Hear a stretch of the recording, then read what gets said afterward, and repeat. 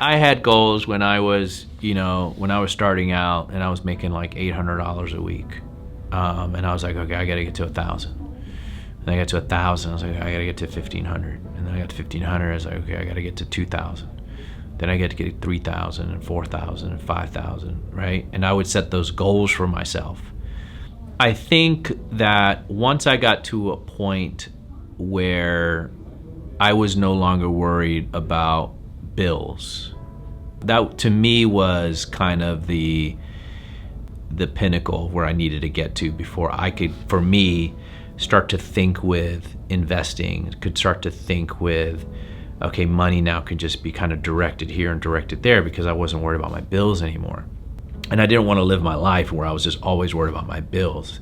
That again is kind of having this broke mentality, right? You want to, if you got I downgraded. I was living in a 1-bedroom apartment with no furniture.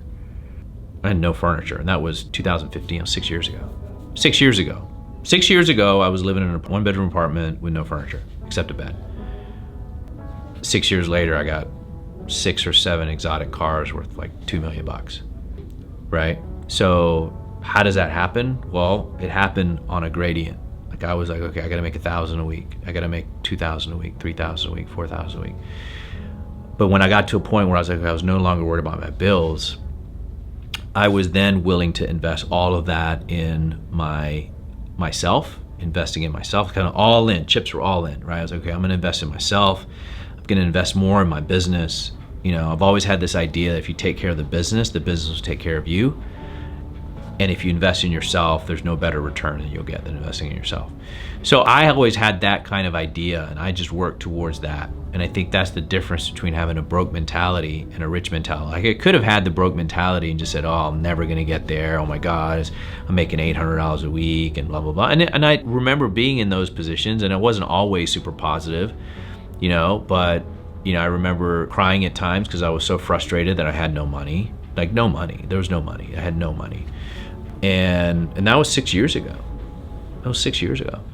So I think that you got to first try to get out of worrying about your bills every day. And if that means that you got to sacrifice a few things here and there, great. I always kept my overhead very low in the beginning, kept it very low. I had to. I was hundreds of thousands of dollars in debt, credit card debt. I had, no savings. I had no assets really. I had a company that was losing money. So I had to keep something in my head, right? Something positive towards where I was gonna go.